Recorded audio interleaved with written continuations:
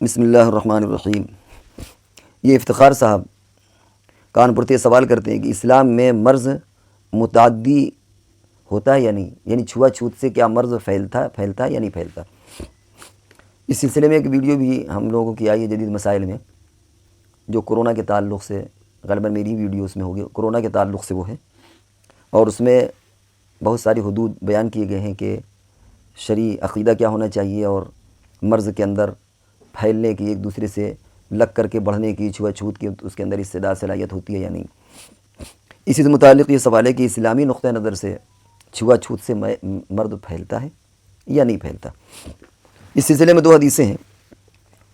ایک تو نبی اکرم صلی اللہ علیہ وسلم نے فرمایا کہ لا عدویٰ ولا طیرۃ، کہ نحوست لینا، بدشگونی، اسی طریقے سے مرد کا متعدی ہونا، چھوا چھوت ہونا، ایسا کچھ نہیں ہے۔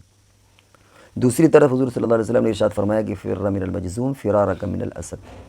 کہ تم کوڑھی آدمی سے ایسا بھاگو جیسے تم شیر سے جان بچا کر کے بھاگو۔ تو اس سے معلوم ہوتا ہے کہ مرض، چھوا چھوت سے مرض پھیلتا ہے۔ لیکن جو اعتدال کی بات ہے اور حقیقت جو ہے وہ یہ کہ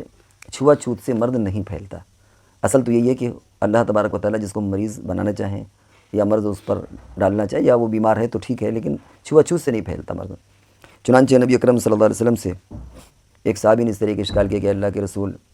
ہمارے ایک اونٹ کو خارش ہوتی ہے اور دوسرا بندھا ہوتا ہے، اس کو بھی ہو جاتی ہے۔ تو حضور نے فرمایا کہ فمن، حضور صلی اللہ علیہ وسلم نے فرمایا فمن اجرب للاول، اچھا اگر یہی بتاؤ اگر چھوا چھوت سے مرض پھیلتا ہے تو سب سے پہلا والا جو اونٹ خارش ہوئی اس کو کیسے ہوئی؟ اس سے پہلے تو کسی اونٹ کو نہیں تھی۔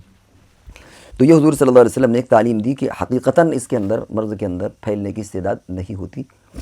لیکن کبھی کبھی ایسا ہوتا ہے کہ اللہ تبارک و تعالیٰ کی طرف سے کسی بندے کے بارے میں گویا فیصلہ ہوتا ہے کہ اس کو یہ مرض ہونا ہی ہونا، اور اتفاق سے اس زمانے میں اس نے کسی ایسے بندے کو ٹچ کر لیا، چھو لیا،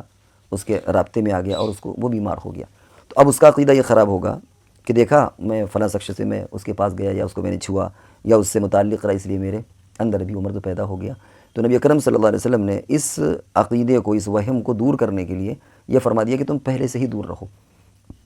کیونکہ یعنی گویا دو باتیں ہوئیں۔ ایک تو یہ کہ جس کا پختہ عقیدہ ہو اس کے لیے کوئی مسئلہ نہیں ہے۔ چنانچہ کورونا کے زمانے میں بہت ساری مسلمانوں کی ایسی آبادی تھی جنہوں نے مسلمانوں کا، غیر مسلموں کا کفن دفن، جنازہ، کریا کرم سب خوب کیا، اور الحمدللہ انہیں کچھ نہیں ہوا۔ تو یہ تو ان کے لیے جن کا عقیدہ بہت پختہ ہے، لیکن اگر عقیدے میں وہ کچا، وہ ڈاما ڈول ہے، ڈر ہے، تو اس کے بارے میں ہوتا ہے کہ وہ محتاط رہے، کنشس اپنے بارے میں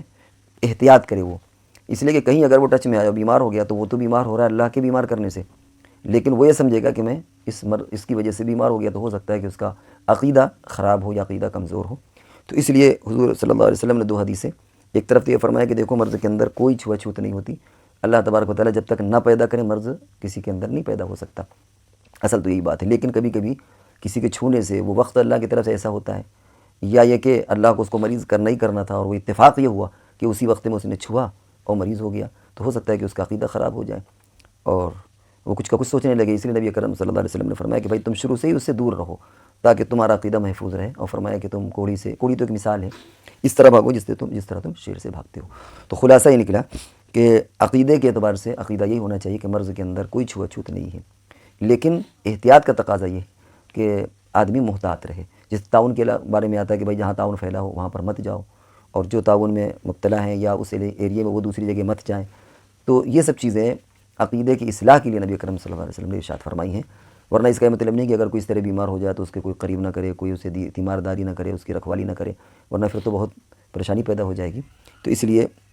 شرعی نقطہ نظر سے جو بات تھی وہ آپ کے سامنے واضح کر دی گئی۔